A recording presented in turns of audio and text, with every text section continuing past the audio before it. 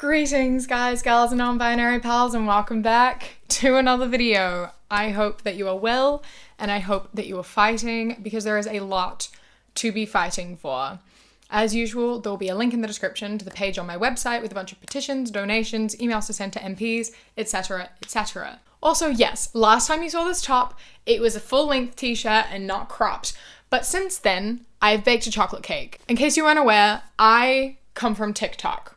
I make a lot of gay content and a lot of more political content. And so being there and creating that, I end up with a lot of comments from people with questionable morals.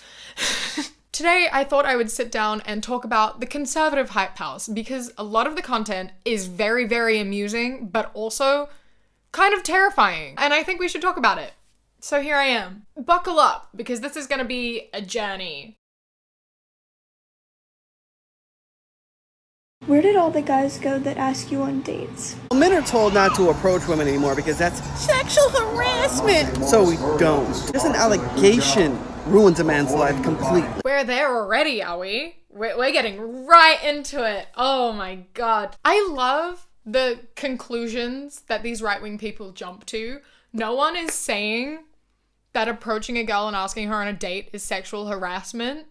The problem is when you don't leave them alone. When I'm in a public setting and I'm just minding my own business, I'm not really interested in a random man approaching me purely because he thinks I look attractive and asking me on a date. That's weird. It's really weird. And it makes so many women uncomfortable.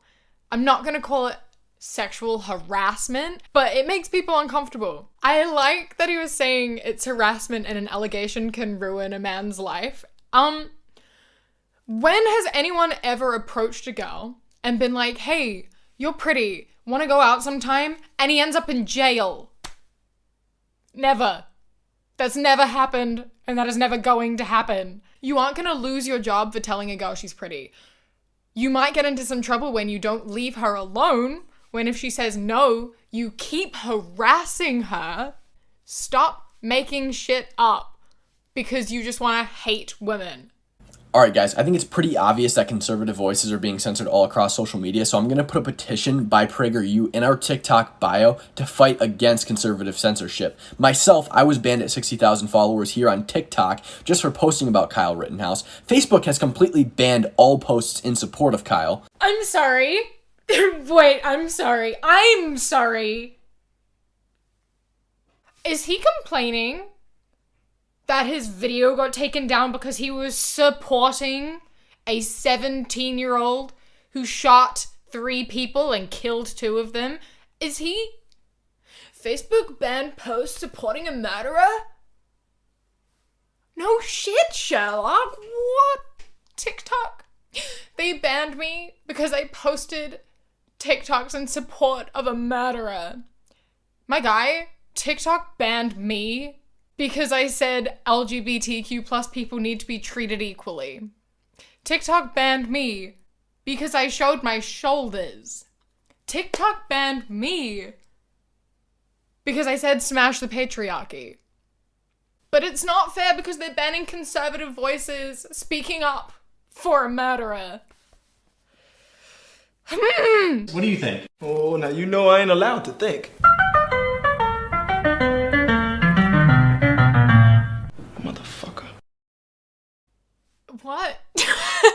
Wait, okay. So saying my body, my choice is the standard response. So we're just like all sheep because we're saying my body, my choice.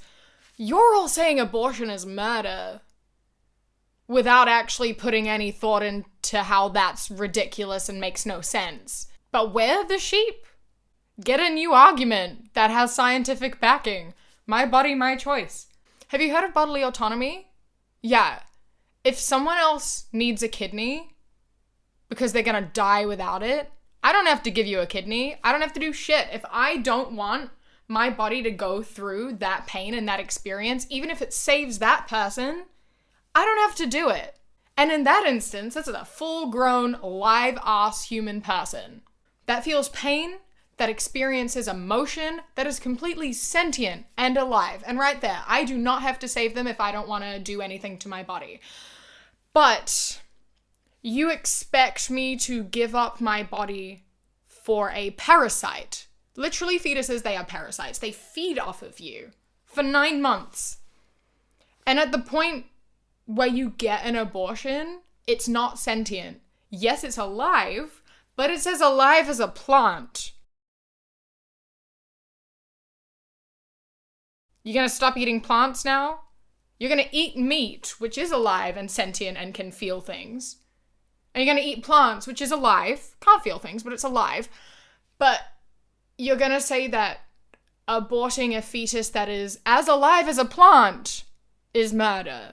A lot of us have grown up with parents who are pro-life, with family members who are pro-life, and we figure out on our own that that's not cool and that we should be able to make our own choices with our bodies. Whereas you are sticking to the ideologies of your parents. So maybe you should learn to think. I don't know. Is that just me?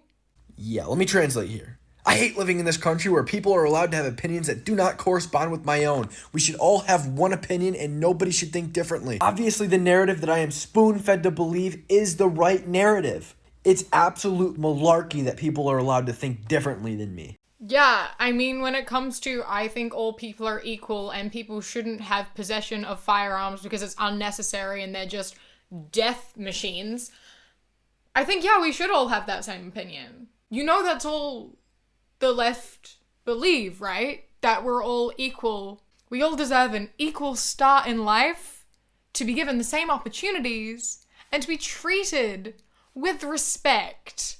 And I think, yeah, we should all think that way. What is there to disagree with, my guy? And again, you are much more likely to go from being a right-wing person into a left-wing person. There have been studies showing that more educated people are far more likely to be to the left. So, again, are you sure that you're not the one being spoon-fed things to believe? Remember, a lot of people on the left have conservative family members and conservative parents and have had to stray from that and figure things out on their own and learn for themselves, whereas people like you also have conservative parents, but have grown up listening to them and believing them. So, again, I think you are the one being spoon-fed information here. Now listen to these statistics, baby. The minimum of infants who are put into a foster care system each year is 40,000. Well, according to kidscouncil.org, the maximum amount of infants that actually went into foster care in 2018 was 31,000. Because instead of letting women choose to have an abortion, we put them in a foster care system. According to childwelfare.gov, the average amount of time children spend in foster care is 14 months. And the main reason why most children are separated from their parents temporarily is due to neglect and parental drug abuse, and this varies between states. 90% of kids who are in foster care are sex trafficked. Okay, that 90% is completely taken out of context. According to the National Center for Missing and Exploited Children, 2019 alone had 26,000 children that were reported missing. Out of that, 1 in 6 were considered to be victims of child trafficking. And out of that, 90% were considered to come from foster care. But you're pro-life. No, you're pro-birth. Because after those kids are born, you really don't give a fuck. You know, I don't know why y'all keep saying this. There are thousands of pro-life agencies across the United States that are there not only to help the child, but help the mother prosper as well. It doesn't matter the percentages and how many there actually are. The problem is that there are any at all.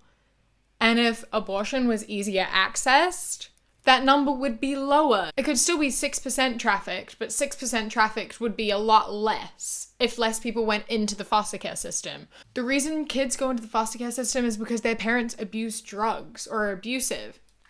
Yeah.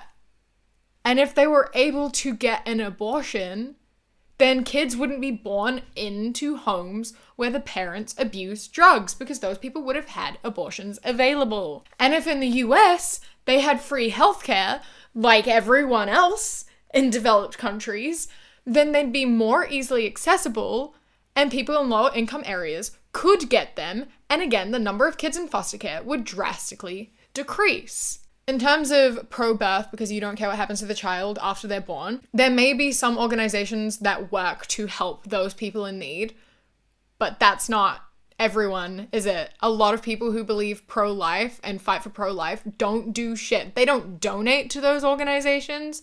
They don't volunteer to take on children in foster care. They don't do anything. So those people, a majority of pro-lifers, do not care. Some, yeah, sure, but a majority, no. You benefit off of those children being born into lower socioeconomic areas or into households that don't want them, because then they're forced into the working class and do all the dirty work that you don't want to do. Or they go to the military because it's the only way they can make money and do all the dirty work that you don't want to do. But you also don't want to give them access to healthcare. You don't want to give them shelter. You don't want to give them good education. You don't want to give them equal opportunities. You'll discriminate against them for their race, for their gender, for their sexuality, because you only care about them after they're born if they're a specific type of person. There are some middle class, upper class people who want an abortion because they don't want to carry a baby. They don't want a baby. They're not ready to have one. And once again, a fetus is as alive as a plant. It makes no difference. It isn't hurting anyone, but bringing a child into this world that isn't wanted is going to cause a lot more harm. So on that note, I think we're going to end the video. This video is a lot more like the content I make on TikTok than a lot of the videos I've made on here before. So if you want to see more of that, go follow me on TikTok, the Queer Kiwi. Let me know if you've enjoyed this video, if you want me to talk about more politics stuff, because I'm happy to do so. You are now able to become a channel member, so if you want to see my videos a day early and get 10% off my shop where you can buy me t-shirts, tote bags, and earrings, it's just a couple pounds a month and it will be helping me out a lot. I'm currently planning on moving out, getting a flat with my best friend, so any support helps a ton and I would appreciate it so much. I hope that you enjoy the rest of your day. Stay safe. Keep fighting. I love you. Mwah. And when you close your eyes, you